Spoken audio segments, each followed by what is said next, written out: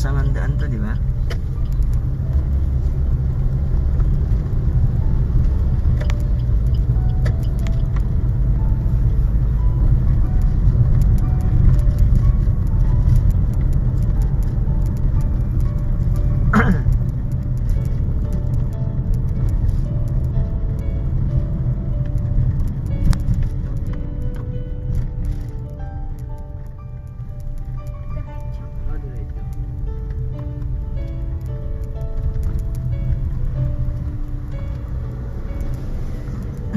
Ang dami nagaganito ngayon, Jer.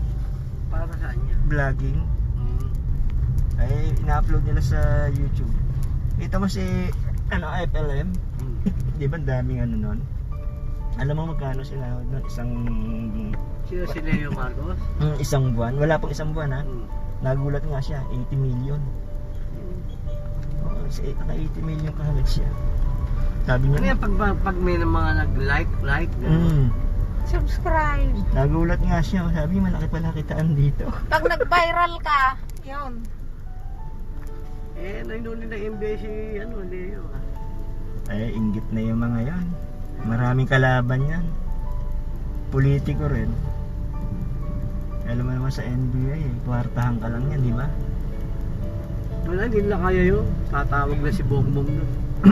Kapatid, pisa ni Bongbong yun eh. Ay, parang... nagpalaki doon si Imelda rin. Parang tahimik nga yung mga yan eh, pati si Duterte parang meron silang niluluto. Hindi natin alam, politiko yan. Alam mo yung certificate ng gold bars? Na kay Mrs. Yap, yung asawa ni General Yap, Oo? na crony ni Marcos. Oo? Ayun, pakukuha kay Duterte yung yung mga gold bars. Iharap na siya kay Duterte. Kasi presidente lang makakapag-withdraw. Makakuha ng mga ginto. Ganyan kakapal preo. Kaya pala, Ganun kalaki. hindi, kaya pala dapat Nasa kahoy. Esperto lang daw na pagbukas nun. Hindi pwede sirain yung kahoy. Meron talaga nagbubukas nun nung hindi magagasgas yun. Hindi, kaya pala dapat maupo Marcos. Oo nga. Alam mo, pinuntahan ni Bongbong yun, binabayaran yun $100 million yung certificate ng gold bars. Hindi pumayag yung matanda. Sabi ng matanda, hindi mo kailangan bayaran.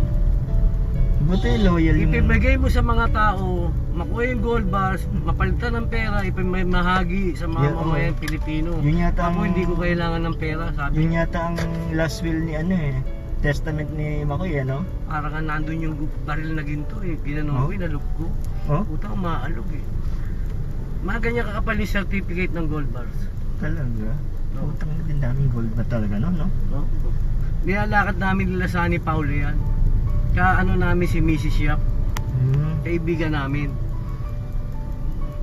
Alam mo yung lodi no sa Sumulong Highway? Antipolo, si Mrs. Yap. 27 hectare. Ang ginawa ng Phil Estate, alam mo yung mga Phil Estate, magnanakaw ng lupa yan, di ba? Pag nakakita may mga puno, matagal na nakaganyan, nilalakad nila yung papel sa LRA para maging kanila. Siyempre may mga naka-squat din doon, may mga tao ng Mrs. Shop yun, mga magsasaka ng araw, di ba? Ando sa dulo, may mga bahay. Kung yung pinasok ng Phil Estate, ang sabi ng mga tao, meron may-ari niyang lote na yan. Hindi pinakinggan yung mga tao. Dinevelop na yan, pare. Gino isa subdivision, pero wala pang bahay na katayo. Idinimanda na yung Mrs. Shop sa RTC, sa Antipolo, talo, yung Phil Estate. Umapila na Supreme na Court of Appeal, yung Phil Estate. Tinalo ni Mrs. Shop, tinik-over namin. Nawala na yung mga bulldozer. Ang ganda na. Simento na lahat, bahay na lang kulang. May mga kalye na. Anak ko ni Mrs. Shop, talo lahat sila. Ang laki na nagastos ng Phil Estate. Sabi ni Mrs. Shop, hindi naman ako walang na tao. Matanda na ako eh. Kung gusto nila, bayarin nila ako kahit kalahati. Bibigay ko sa kanila yan. Alam mo, kinuha namin 10 tigpa 500 square meter. Si Paule, ako, si Unyo, si Boy Pacheco. Basta 10 kaming grupo, si Kernel Bolivar, si General Buritaga.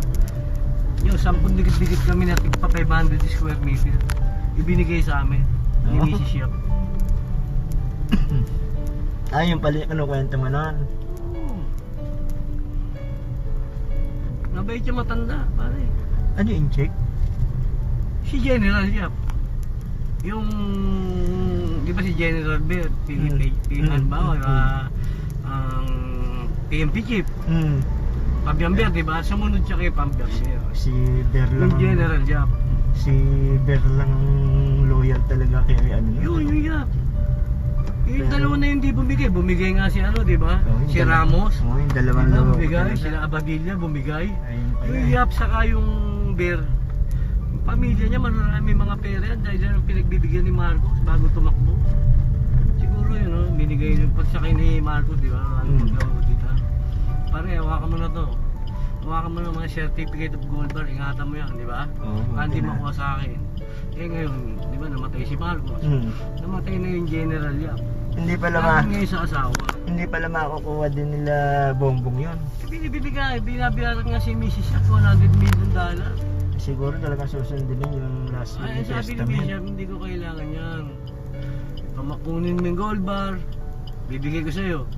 Gawin yung pera, ibigay nyo sa mahihirap. Pera Oo, na dapat mahihirap yan. ng tao ng Pilipinas yan. Baka Yun si ang- ano yun, baka si... Yun ang ano talaga, no? Pare, kikilabutan ka. Baka Alam mo mamaya- pera ng German? Oh. Yung pera ng German. Oh. Ano tawag doon? Ano ba yung pera sa German? Francs. Ha? O, Francs. isang kahon na ganyan kalalaki. Oh? Puro bago. Minsan nakakapagpalit kami, 600 lang isa. Ano talaga? Oo. May makapunta lang ng Germany, paano lang yung pera na yun. Bibigay lahat yun eh.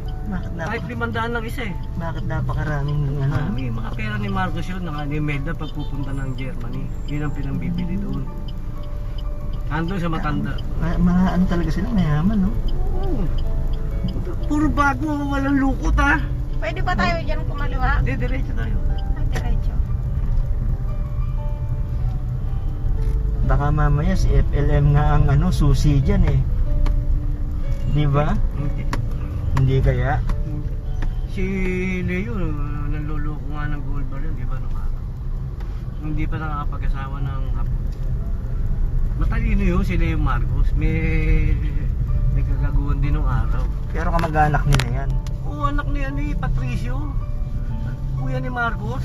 Hindi sabi eh, ano daw ni Marcos, eh, pinangalan lang kay Marcos. Hindi, Kay anak Apo. na kapatid ni Marcos yun. Ang nanay niya si Mang Hilmer. Ay, di mayayaman din yung mga yan. Kaya naman yan. Nakita mo ba? Mapapangasawa ba nun yung Haponesa ng milyonarya? Walang pera. Kaya lang yung asawa niya. Maraming sikreto ang mga Marcos eh, no? Eh, si Duterte, Ay, mayaman talaga yung mga yan. Si Bongbong ang nagpanalo dyan. Wala kang pera si Duterte. Panguli na sa survey yan. Biglang umarangkada yan eh. Bali pala ang pera kayamanan ng Marcos nagkahiwa-hiwalay, ano? Di ba sa Switzerland na nakadeposit, pinawi-withdraw na? Oo. Dahil hindi na nga kaya mag-interest ng $180 million buwan-buwan. Oh, biro mo, Pero interest lang. babawi na yung pera nila. Interest lang yun, ha? Interest lang yun. Kaya maraming politiko ano eh. Di ba? Si Margie Bongbong, pag naging presidente, hindi na magnanakaw. Mamimigay na lang ng pera. Ayaw nila iloklok yung tao, hindi naman. Masama si Cory. Iloklok mo si Cory. Magmula nung Walang umupo talaga nangyari, si nakapasok Cory. mga inject. Hindi tayo baka... Hindi, tsaka yung mga pag-aari ng gobyerno, Nakuha. pinamigay. Di ba? Binalik. Lahat na nasida, mga Ay. pabrika ng RTW. Kaya nangyari. Nagsara dahil nagbagsak ng mga ukay-ukay. Kaya nangyari. Miski hindi magbayad ng tax o tamang tax, okay lang, di ba? Ang kapalit naman noon, tulungan sila pag eleksyon. Yung partido nila, di ba? Si Lucio Tan, magtatago nga lang daw yun ang araw. Panahon ni Marcos. Dito yung Si- diba? Sige, diretso pa. Si ano nga, si yung may-aari ng SM, nakita mo ba SM dati? Isa lang yan? Henry C. Hindi ba isa lang yan sa Carriedo? Ano yung ano naman yun, yung ang negosyo naman nun, magbubuti. Oh, sapatos dati yung ano nila. Nadadaan ka ba doon sa Carriedo? Panahon ni... Kaya nung araw, yung si Marcos, si ano, ang mga sapatos ang may hawak. Yung mga tiga dito rin sa atin, sa mga tamayo.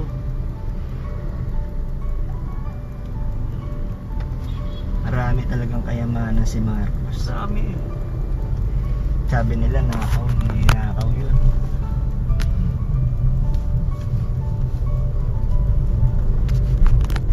Na ano lang yung iba na brainwash din eh, no? Kasi nga doon sa Yung mga gusto kila nila- Cory. Pare, di ba, pag bumili ka ng bigas, salok. Yung makutuna si Cory, kilo na ang bigas. Yeah, biglang ano, no? Pero magkano isang salap dati? Tapos ang ilaw, Korea, mga... 750. Ang ilaw no, nasa gobyerno. Ang tubig, hawak din ng gobyerno. Magkano lang ang bayad, di ba? Nung nag-presidente si Marcos, sinuha na yung ilaw, kila Lopez, di ba? Ako, napunta binalik kila Lopez. Ayan na, nagtaasan na ang putya. Wala tayong laban niya. Kailangan tayo ng gulong, wala ibabayad niya.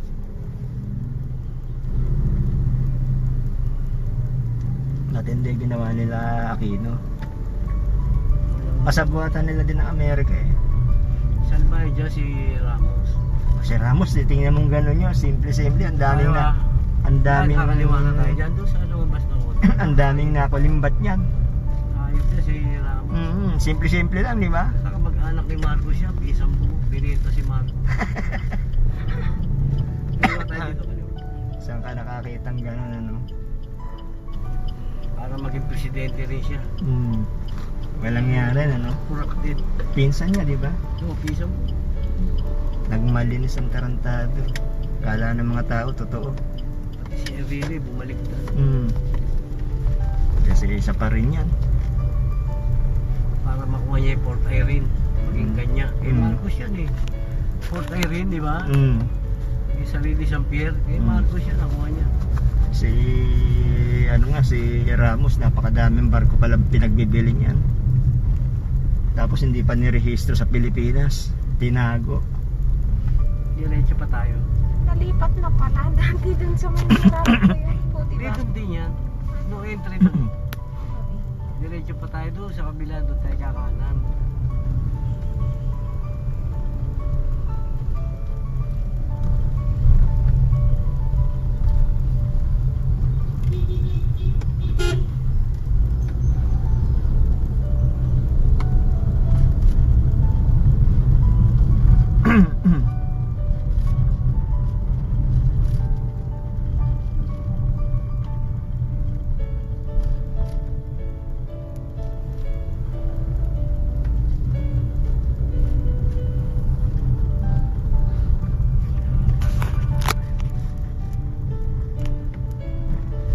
Tapos kanan ulit.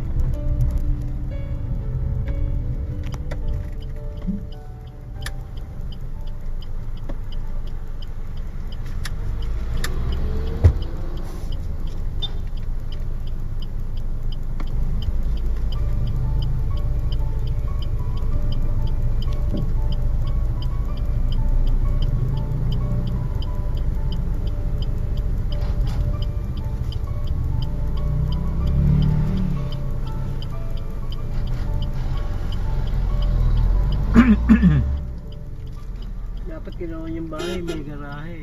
Oo nga. Mas safe kung ano. Wala mga Dami-dami may garahe. Hanap tayo may garahe. Pwede Ano ba? to? Stop? Traffic yata. Diyan, ilaw siya. Nakailaw siya.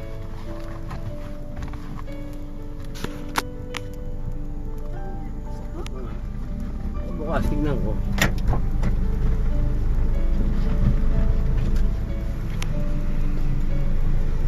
Wala traffic, ano lang, sunod-sunod lang yung dating papunta rito.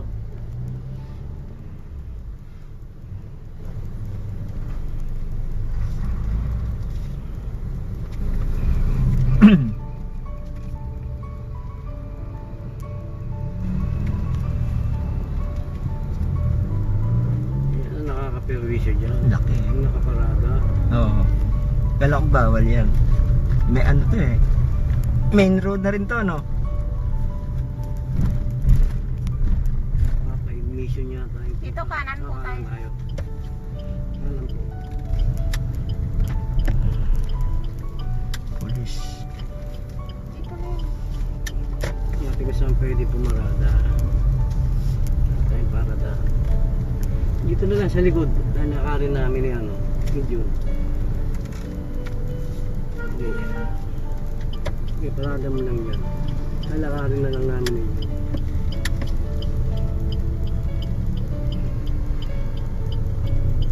Kaya dali may papel. Ano lang natin. Ayun yung papel na Kasi ano ka pangalan dito?